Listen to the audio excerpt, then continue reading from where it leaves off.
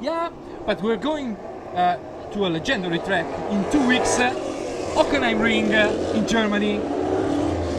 Beautiful, incredible facility. First time there for the NASCAR Wheel and Euro Series. Some exciting racing waiting for us. We were saying we have a couple of drivers that will start from the back of the pack that are very interesting. Christophe Bouchou on the number 66 car. Yesterday he had to skip the Elite 1 race because the car had a problem in qualifying, so they weren't able to fix it on time, but they're back. Yeah, that was unfortunate. A great race with Maciej Drezer, who unfortunately didn't get the result he expected in the Elite 2 division, but here with Christophe Bouchou, GT legend, 24-hour of Le Mans winner. I had the pleasure to call him rookie on Friday, but I have to say he took it quite well. He's a rookie in this series. Yeah, for once. Okay, it's the first and last time that this happens, so let me enjoy it a little bit. And he enjoys it too. He was laughing about it. He raced almost everything on 4 wheels, and he's a rookie here. But he did good in qualifying, but he had to skip the first race, so he's here in this round to make up some ground and points in his dam. And also Gianmarco Ercoli, the Italian perennial contender here, he almost won last year. It is in the Elite 1 division, but a contact forced him out of the race. Still a couple of laps behind the safety car. Wheel and lights still on. Drivers are warming their tires. It's an overcast day today, so they need to get some heat in their tires for this start, give them some traction. And starts and restarts are very important here, of course. It's the best chance you have to pass. We saw that yesterday. Yeah, we saw that yesterday, and we'll see it again, of course, because there are actually 2 lines, but you have to be very strong to make the inside line work here at Raceway Venray. So restarts are always critical. Yeah, the high line is clearly the preferred line and the fastest line around the track. But like you mentioned, there's some opportunity to pass like midway through the track, midway through the turns and the track. But the cars seem to bind up a little bit, and clearly the drivers don't want to spin coming off the turn. Here they go, they're side by side. Side by side, 2x2 formation. Race control is calling them to bunch up behind the safety car. Yeah, wheel and lights are off. Wheel and lights are off. They're going racing. Yeah, get ready, race fans. Sit tight, buckle up, because this is going to be exciting. In turn 3, Anthony Kumpen leading Borja Garcia, Stins Dongen, Alan Day. Are you holding your breath, man? Yeah, my heart is pumping right now. I'm really excited. Here we go. They're on the front stretch. They're getting ready to take that flag. Pace car speed, ready to go. Entering the restart zone. Green flag wave! There we go. There he comes. Borja Garcia up top. Keeps the lead. Anthony Kumpen is second. Then Stins Dongen, Alan Day, Salvador Tineo, Rocco Marcusens, and Fred Gabillon. Whoa, they fall in line. One by one. Okay. What a beautiful sound and what a beautiful sight. Look at that. That's great. Clean start. Very clean start. Christophe Bouchou is already trying to make up some ground at the back of the pack, but let's stay with the leader for a while. We're following the leaders with Borja Garcia leading Anthony Kumpen and Stins Dongen. Let's say that the points leader, Borja Garcia, is going to take advantage of the situation for now. Let's see who has the better pace. Well, yesterday, Anthony Kumpen had clearly a fast car on the long run, but Borja Garcia was there. Yeah, no, Anthony said that they set their cars up for the long run, but he said after the race that maybe they were going to adjust it and try to get a little bit more aggressive. Maybe he's just pacing himself right now. I mean, it's still many laps to go. We just started. Yeah, and there's Marcusens putting some pressure on Tineo for the 5th position, and also Fred Gabillon, the winningest NASCAR Wheel and Euro Series active driver on ovals, is down in 7th position. Is not going to be content with that. And Gianmarco Ercoli is already up to P11. He gained 5 spots in the first few laps. Man, that's impressive. The Pecca Car Sport duo is going after Borja Garcia. There's a little bit of a gap between the Pecca Car Sport duo and the car racing duo of the 54 and 56 car. Gianmarco Ercoli is looking inside on Marconi Abreu. Well, they're very close to each other. That's a battle for fourth nice right there, yeah. between teammates. Are they going to use some caution between each other? I don't think so. No, they're going for that position. Hey, very interesting. It's at Alande and Look at Borja Garcia. He's lapping below the 20-second marks. Wow, The 20-second mark right now. He's the only one to lap below the 20 seconds. He's on a mission, man. Whoa, really determined to open this gap. well, we saw that in this morning's race, and that didn't always hold up. Ah, yes. And then traffic is going to be important here. In just a couple laps. Yeah, as soon as you start eating traffic, that makes it easier for the cars behind you to close that gap. We got a couple battles throughout the field. Yep. Look at that. We have a good battle between the 47 and the 9 car, and of course the battle for fourth place between the car racing boys. Pecca Car Sport is still chasing Borja Garcia. And Mark Goosen's right there. Ercoli over there is exiting turn 4 now. He just passed Marconi Abreu for That was a great move. Yes, for 10th place, Gianmarco Ercoli. Woo! What a move by the Italian, who is going to catch up quickly. And then Christophe Bouchou is working on Thomas Ferrando, just behind Abreu. They're side by side through 3 and 4. Look at that. What's going to happen right here? Oh! There's a contact in turn 4. Oh! Caution is out. There was a contact between Thomas Ferrando and Christophe Bouchou. They were racing hard side by side through 3 and 4, and that's just a tough thing to do coming off the turn on the front stretch. And Thomas Ferrando is going straight to pit road, probably. Oh, he hit the wall. So, Thomas Ferrando hit the wall. Yeah, both of in them. turn 2. Oh, in turn 2.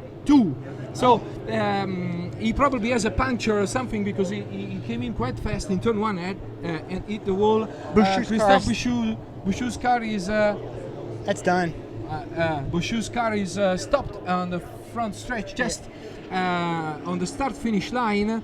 So we are waiting for the marshals to reach Christophe, and of course for the safety car to pick up the leaders. Okay. Oh, that was a great battle too. Oh, wow. Okay. So track safety folks out there. He looks okay. Yeah, He looks maybe just okay, a little safety. shaken up. Knocked the wind out of him. He he tagged the wall a little bit. okay, the marshals are checking Christophe now. Let's see how it goes. Ferrando's in the pits. His team's going to work on that car. Ferrando is in the pits. Yes, and we are all lined up behind the safety car. Stays under caution. Borja Garcia leading, Anthony Kumpen, Steve Dongen, Alan Day, Salvador Tiniolago, Mark Hussens, Fred Gavillon, Marco Stipp, Freddy Nordstrom and Gianmarco Ercoli to round out the top 10. So we are waiting for the race to resume. God, that was some great racing too. That's unfortunate for Boucher. Unfortunate yesterday they had a mechanical problem on the car and he wasn't able to race, but they had a really fast car. We saw that in the Elite 2 Series yesterday with Magic. And then again this morning, a fast car, and he was looking good out there today. Just a few laps ago, they were racing hard, and unfortunate. Yeah, really unfortunate, because, it's always bad when this happens, especially when they're racing hard for position. anyways, they removed the car quickly. It's Drivers short. are okay. So. This is short track race, and this is oval track Yeah. race, and the Yeah. drivers they love it. It's a challenge, and this happens. The cars are on edge. Yeah, exactly. So what happens now? As soon as the marshals will have removed the 66 car of Christophe Bouchou from the front stretch, we will proceed reordering the field, and then we'll go back to green side by side for a double fight restart. Well, meanwhile, while we wait for the marshal to complete all the operations, and we see Christophe is standing there talking to the safety crew. So Yeah, he was walking around looking at his car. He seems to be okay, just a little bit shaken up. yeah. So Well, that's good. That's good. Again, like we were That's good talking, news. That's good like we were news. talking at the beginning. That says everything about the safety of these cars and And- NASCAR's protocols and, Yep. and the track protocols. Good job, everybody.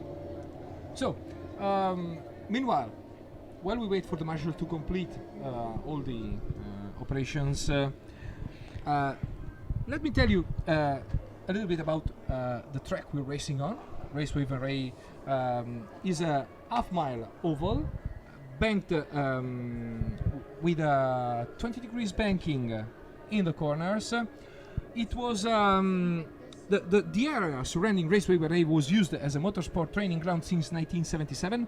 The quarter-mile oval you can see inside the big track was built in 2008 by Mr. Harry Masson, a local entrepreneur with a great passion for racing and for NASCAR, who then built the half-mile oval immediately after that. The first race was held here in 2011, and it's constantly developing the facilities to give spectators the best show, the best possible show. They're really enjoying it. We have a US cars meeting, we have a Car show. yeah, a car show, and a marketplace. Well, how do you call it? A memorabilia market. Oh yeah, souvenirs. They're selling all kinds of NASCAR shirts and little die-cast cars, and I've Some seen bodywork.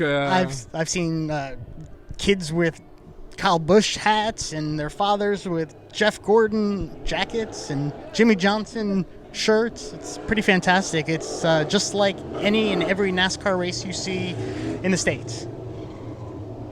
And of course we have lots of fans, plenty of kids and families having a talk with drivers, because that's the point. NASCAR is open, so you can really interact with the drivers, go meet them, talk to them, have fun, take pictures. They're the first ones to go to kids and interact with your kids, and maybe you may even see them end up inside a car. Oh, I've seen plenty of that. Yeah, no, that's what NASCAR is all about. I mean, that's their origins. They're very personal. They're very in touch with their fan base, and the fans love it. They can get an autograph, they can get a hero card, they can meet and talk. It's fantastic. So we have now 32 laps to go behind the safety car. Borja Garcia leads Anthony Kumpen, Stinson, Jean Alonday, Salvador Tineo, Marcus and Fred Gabillon, Marco Stipp, Freddy Northrum, and Gianmarco Ercoli. Marco Stipp is leading the Challenger Trophy at the wheel of the number 46 Racing Total Chevrolet SS. Marco was involved in the crash with Mark Cousins and Freddy Nordstrom yesterday. Well, he's out there racing. Yeah, same location. That fourth turn seems to be a real challenge. It's a tricky one, and see all the drivers, even those having trouble there, still out there, battling that corner. Still one to go. Wheel lights are off, 2x2 formation. We're ready to go back to green. Another restart. And the 37 Knopf Racing 4 Mustang is stopped in pit road, so 2 DNFs. Unfortunate for Tomas Ferrando. Yeah, he was really looking forward to this weekend.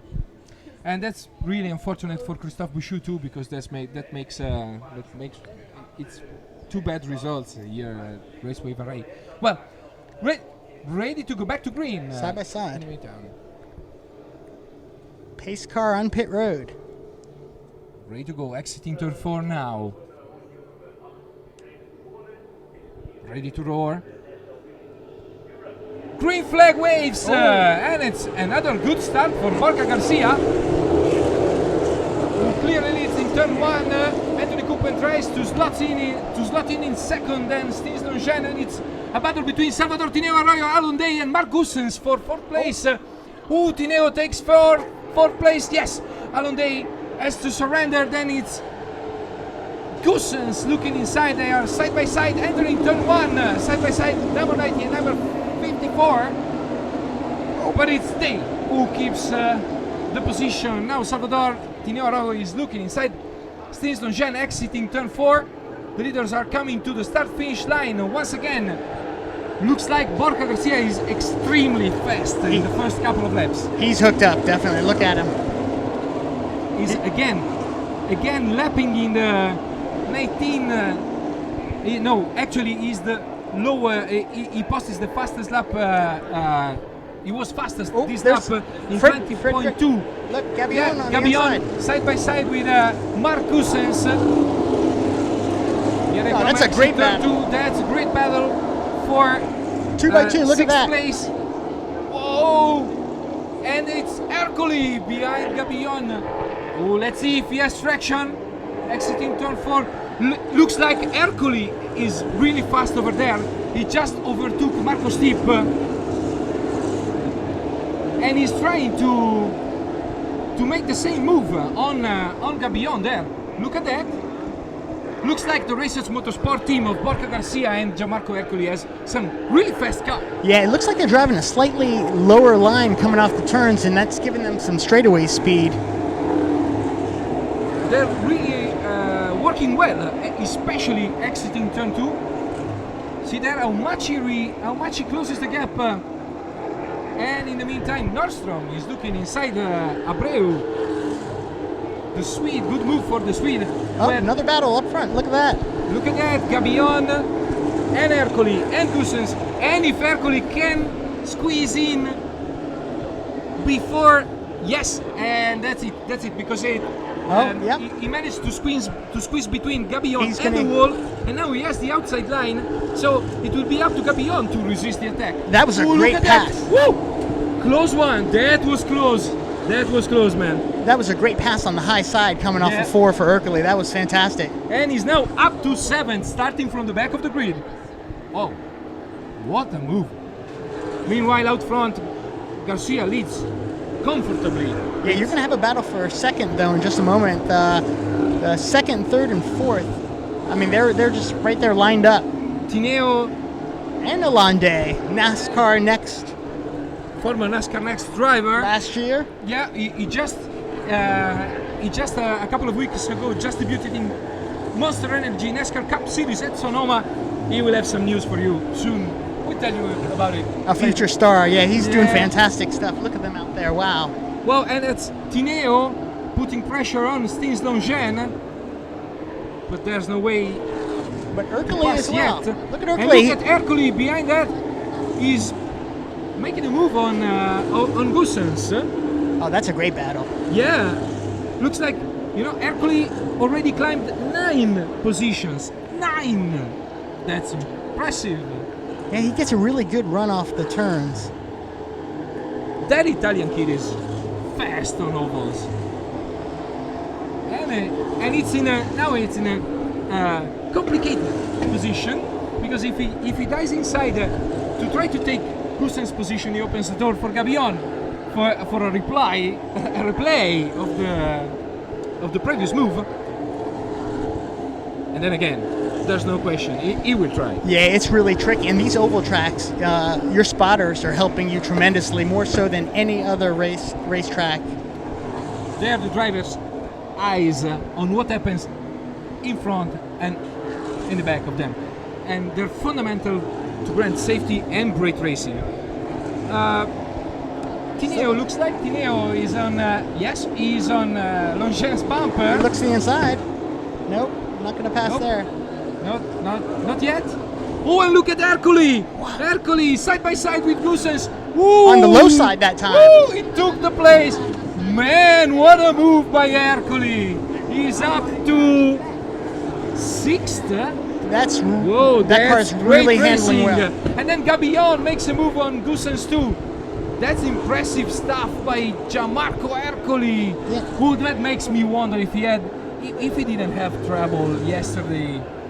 A mechanical failure that was unfortunate. Yeah, but today he's making up for it. But that car looks really free. He's able to pass up high and down low. So that's going to be really important towards the end of the race. We may see him up in the front battling in just a moment or two. He is lapping now Santa-Hir in the 77 Chevrolet, and he already gained some ground on Goossens. He literally left him there.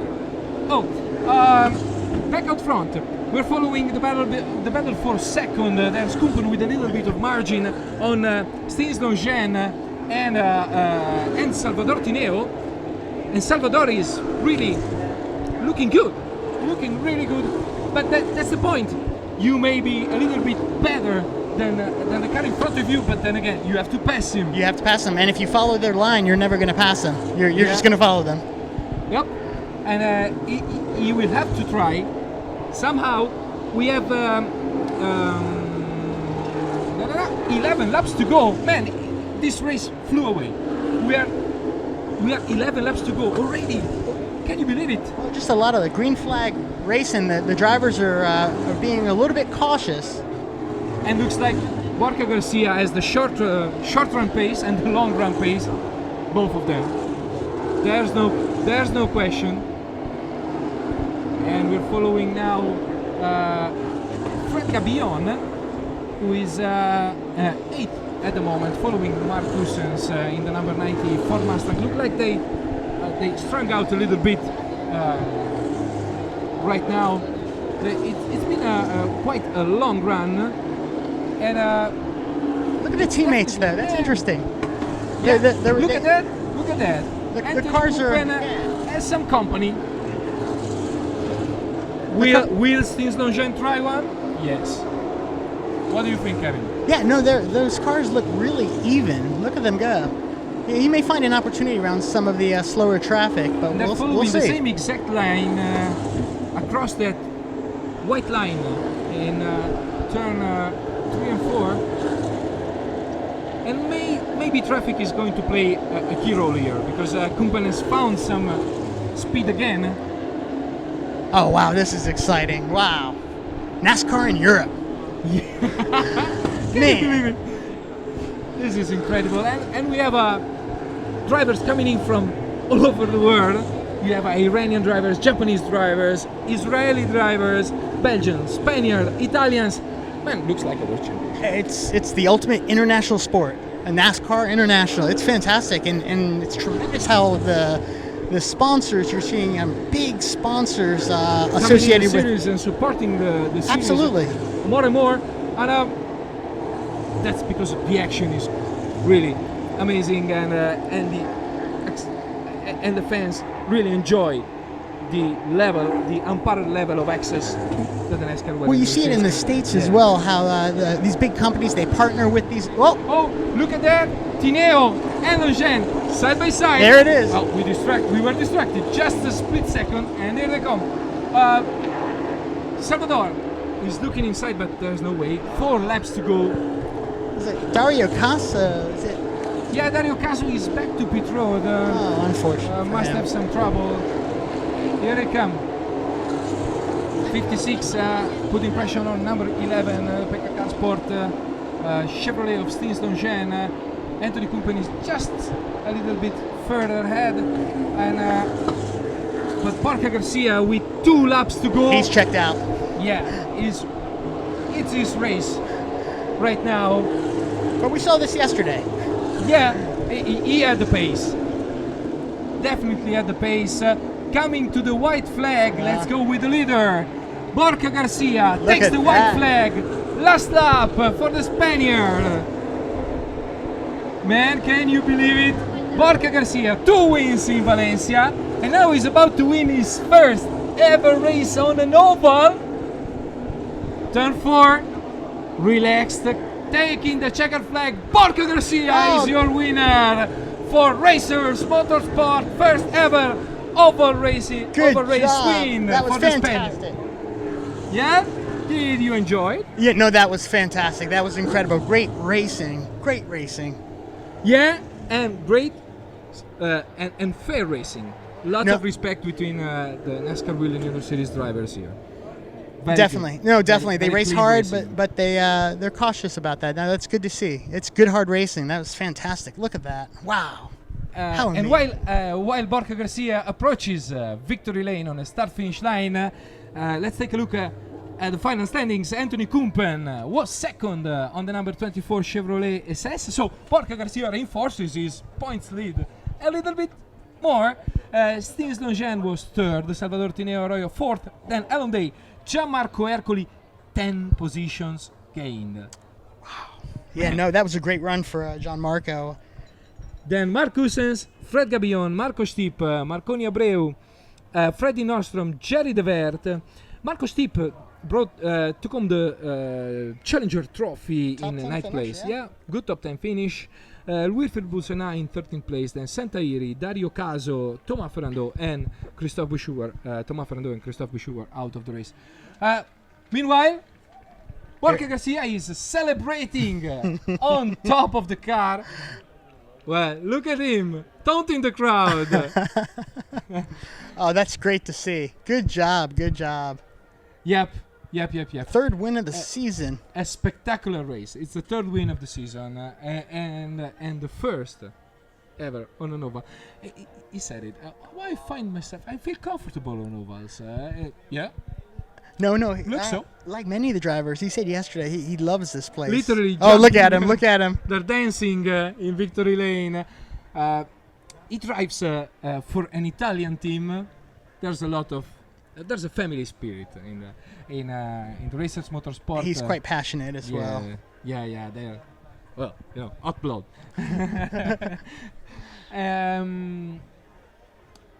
Removes the helmet. There's the cheerleaders. Yeah. Yep. Really happy. A happy man. Oh, that's fantastic. Oh, more than one actually. So race fans, that was an amazing Elite One round 6. We just closed the Autospeedway American Style weekend from Raceway Venray in the Netherlands. Next up is American Fun Fest, Hockenheimring, Germany. Splendid new American themed event on July 29 and 30. Just a couple weeks away, yeah. The legendary Hockenheimring. That's going to be fantastic. Yep, tight schedule for the teams and the drivers. They'll just pack and prepare everything to go. Some of them will go straight to Hockenheim and get ready for another fantastic weekend for the NASCAR Wheel and Euro Series. Where can you follow the races? Live on Fans Choice TV. and on the NASCAR Wheel and Euro Series Facebook page, Twitter account @EuroNASCAR, Instagram @EuroNASCAR. Follow us, join us. Like us, share us. Yeah.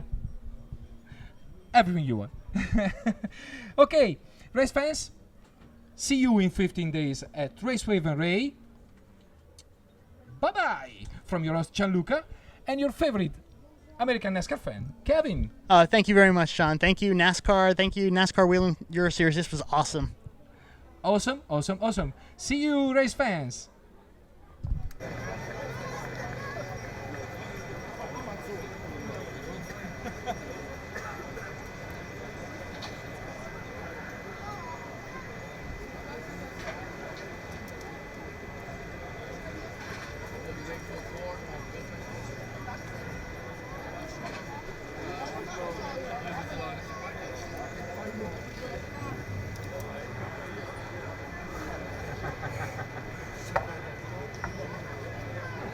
Scusa.